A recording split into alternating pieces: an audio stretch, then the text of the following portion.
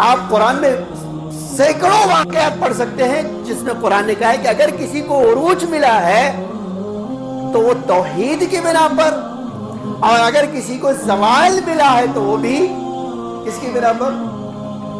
بت پرستی کی بنا پر۔ اب ایک بہت واضح ہے نا، سب سے بڑا جو کاز اور فیکٹر ہے کسی کو اوپر لے جانے کے لیے وہ توحید ہے، اور سب سے خراب چیز جو تنزلی کی طرف لے جاتی ہے وہ بت پرستی ہے۔ اب ایک واقعہ نقل کرتا ہوں اور آپ کو پھر انشاءاللہ کل آگے بات بڑھے گی۔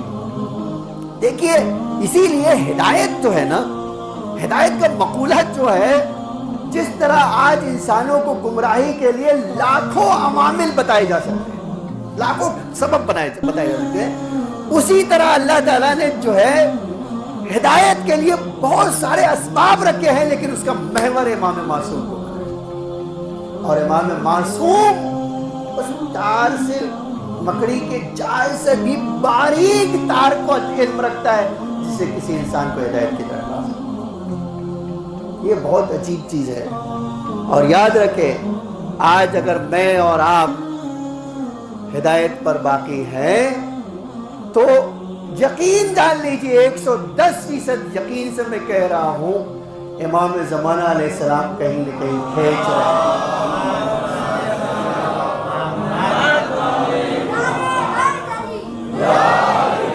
ان کی ہدایت کا مرکز آپ کو اور مجھے اس کی طرف کھینچ رہا ہے، بالکل اس چمبک کی طرح جو ایک محور پر قائم ہوتا ہے، جو بھی اس کی مدار میں آئے گا وہ خود بخود اس کی طرف، مرکز کی طرف کھینچ جائے گا۔ یہ ہے خدا کا نظام۔ بس آپ کا کام کیا ہے؟ آپ کا کام ہمیشہ یہ ہے، میرا کام ہمیشہ یہ ہے کہ میں اپنے آپ کو ولی خدا سے نزدیک رکھوں۔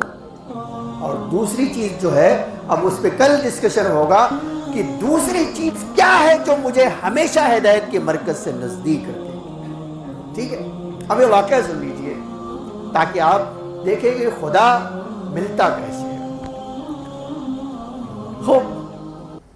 ایک لکڑہارا، بنی اسرائیل کی اتفاقاً یہ واقعہ ہے، بنی اسرائیل میں ایک لکڑہارا، اور غریب لکڑہارا جس کے پاس کڑھاڑی بھی نہ ہو لکڑی کاٹنے کے لیے، وہ لکڑی چنتا ہے، اور آج اگر ہم کہیں تو ہمارے آدیواسیوں کی طرح وہ لکڑی چنا اور لا کے شہر میں بیچا، اور جو پیسہ مل گیا واپس اپنے شہر چلے گئے۔ اچھا، کبھی اللہ جو ہے بہانہ اسی طرح کا رکھتا ہے۔ تاریخ کہتی ہے کہ وہ لکڑہارا آیا لکڑی بیچنے کے لیے، اور اچانک اس نے سنا کہ بھائی روڈ خالی کرو، راستہ صاف کرو۔ تو کیا ہو رہا ہے؟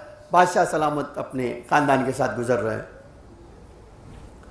کہتا میں وہ ہٹ گیا، جلدی سے ہٹ گیا، وہ تو اس کو تو سمجھ بھی نہیں آ رہا ہے کہ میں کیا ہو رہا ہے، تو پہلی بار شہر میں آیا۔ جیسے ہی گزرا، اس کی نظر اس بادشاہ کے خانوادے میں سے ایک لڑکی پہ پڑ گئی۔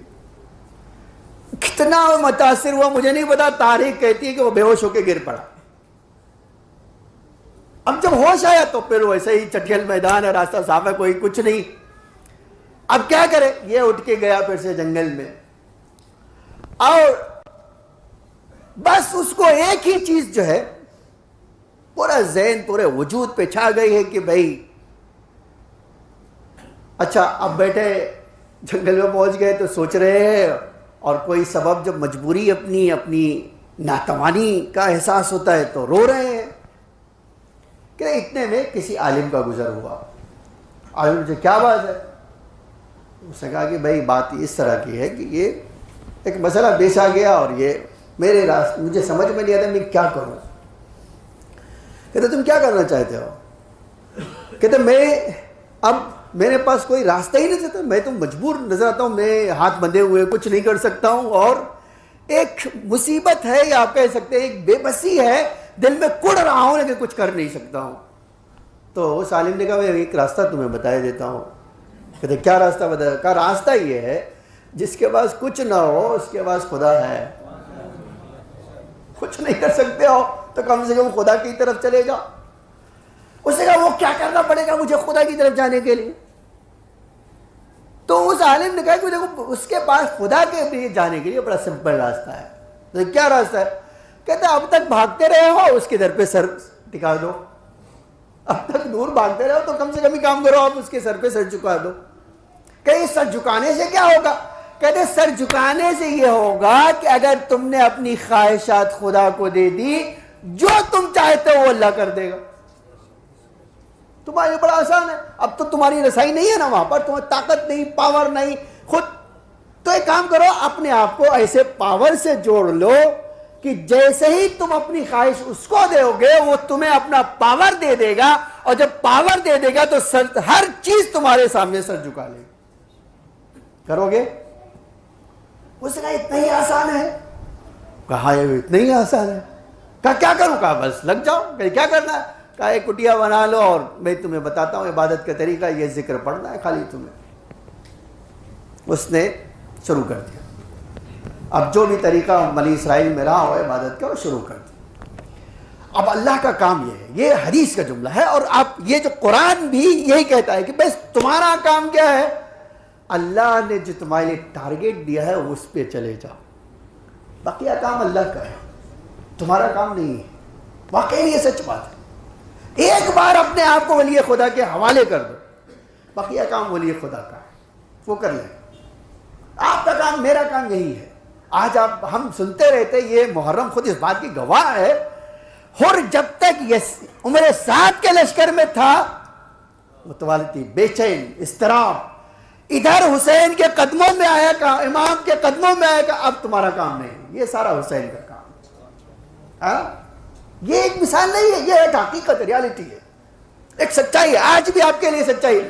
میرا کام یہ ہے کہ میں دنیا کا ہر بندھن توڑ کر اپنے آپ کو امام معصوم کے پاس پہنچا دوں. امام معصوم کیا کرے گا؟ مجھے اللہ تک پہنچا دے گا. یہ ہمارے لیے ٹارگیٹ. اب دھیرے دھیرے اس نے عبادت شروع کی.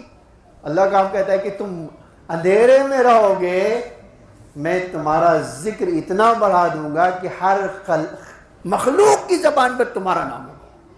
یہ عجیب ہے. آج اللہ کہتا ہے کہ تم میرے لیے کام کرو, چپکے سے کرو, بغیر دکھائے ہوئے کرو. تم چپکے سے کرو کہ میں ساری دنیا کو بتاؤں گا, اور اسی کے برخلاف سب کو بتا کر کرو گے, ایک کے لب پر تمہارا نام آنے نہیں دوں گا. یہ قانون خدا ہے. اس سے شروع کیا. کچھ دنوں کے بعد دھیرے دھیرے دھیرے یہ ایک آدمی, دو آدمی, چار آدمی گئے اس کے پاس, میرے لیے دعا کرو. اس نے دعا قبول ہو گئی. تیسرے آدمی کو, اب دھیرے دھیرے یہ بات بادشاہ کے پاس پہنچ گئی. بادشاہ بھی تو دنیا دار ہے, اس کو بھی حاجت ہے. اس نے ایک دن اپنے وزیروں سے کہا چلو بھائی وہ اس سے ملنے جاتے ہیں فلاں جگہ. لاؤ لشکر کے ساتھ گئے ادھر. اب اس لڑکے کے پاس گئے کہ مجھے دعا کر دو. دعا کر دیا, اسے مل گئی, اس کو حاجت مل گئی. اب تو مرید بن گئے, بادشاہ بھی مرید بن گئے ان کے. اب ایک کے بجائے دوسرے دن, تیسرے دن, ہفتے میں جانے لگے, اور بار بار جانا ہوا. تو ایک دن بادشاہ نے کہا اس لڑکے سے کہ آپ سے ایک درخواست ہے, آپ قبول کریں تو میں کہوں. میری ایک التجا کہیے. کہا میری التجا ہے کہ آپ میری بیٹی سے شادی کر لیجیے. میری التجا ہے آپ بیٹی سے میں شادی کر لیجیے. اچھا آپ کبھی سوچئے کہ جو سب کچھ چھوڑ کر ہدف یہ بنا کر عبادت کر رہا ہو, اب تو ہدف مقصد مل گیا تو کیا کرے؟ اب انسان کا دل تو کہتے بلے اچھلنے لگا رہے, بھائی اتنی محنت کیا اور اب تو مقصد پہ پہنچ ہی گئے. کہتے ہیں وہ, اس نے کہا کہ اچھا ٹھیک ہے, اب تھوڑا سا کبھی کبھی غرور آ ہی جاتا ہے کہ اب ایک دن کا موقع دی, میں سوچتا ہوں کرنا کیا ہے. میں دنیا دار بندہ تو ہوں نہیں, اور آپ بادشاہ ٹھہرے, تو میں ذرا سوچ لوں کہ میں یہ شادی کر سکتا ہوں یا نہیں کر سکتا ہوں. ٹھیک ہے, ہو گئی بات. بادشاہ چلے گئے, یہ بھی. اب تاریخ کہتی ہے دونوں, یہ کہہ رہا ہے کہ بادشاہ کہیں منع نہ کر دے, صبح ہوتے ہوتے بادشاہ کا ارادہ نہ بدل جائے. اور بادشاہ کرے میری بڑی بڑی بےزتی ہوگی اگر وہ درویش نے میری بیٹی کا ریجیکٹ کر دیا. آپ دیکھیے, اب دونوں پریشان ہیں. آج یہی ایک جملہ رک کے کہنا چاہتا ہوں. اللہ کہتا ہے اس پریشانی, دونوں کی پریشانی کا حل میں ہوں. میرے پاس آ جاؤ, میں اس کا بھی حل, اس کا بھی حل, دونوں کا حل میرے پاس.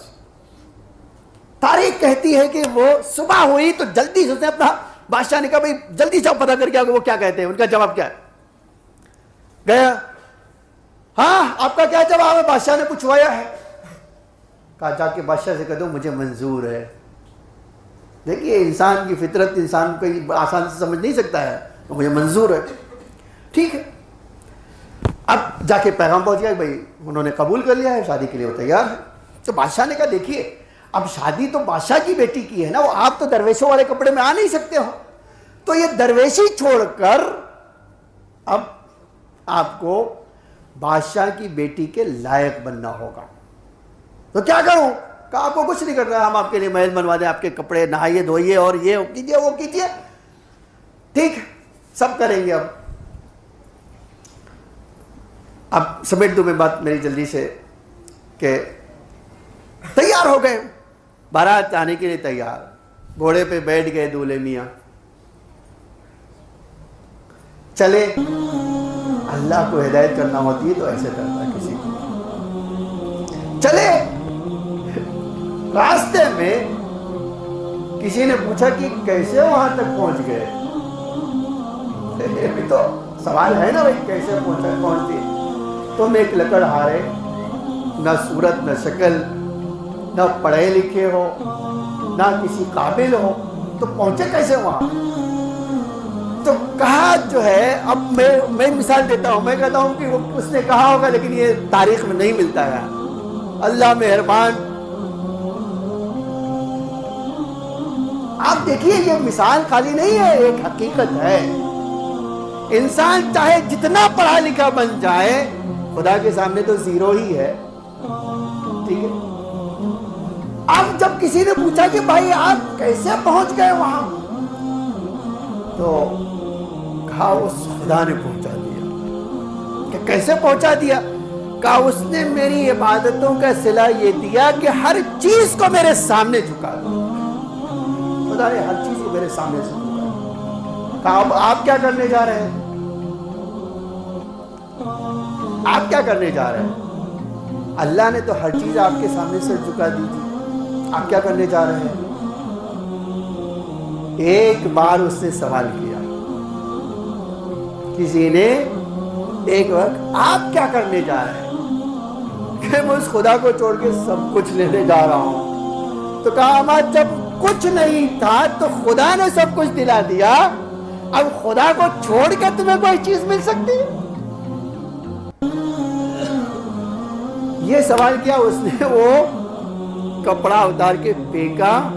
اس سے کہا اے خدا جس نے مخلوق سے بچا کر اپنی طرف ہدایت کی ہے، اب میرے جیسے بندے کو بچا لے تاکہ تیرے راستے پر واقع.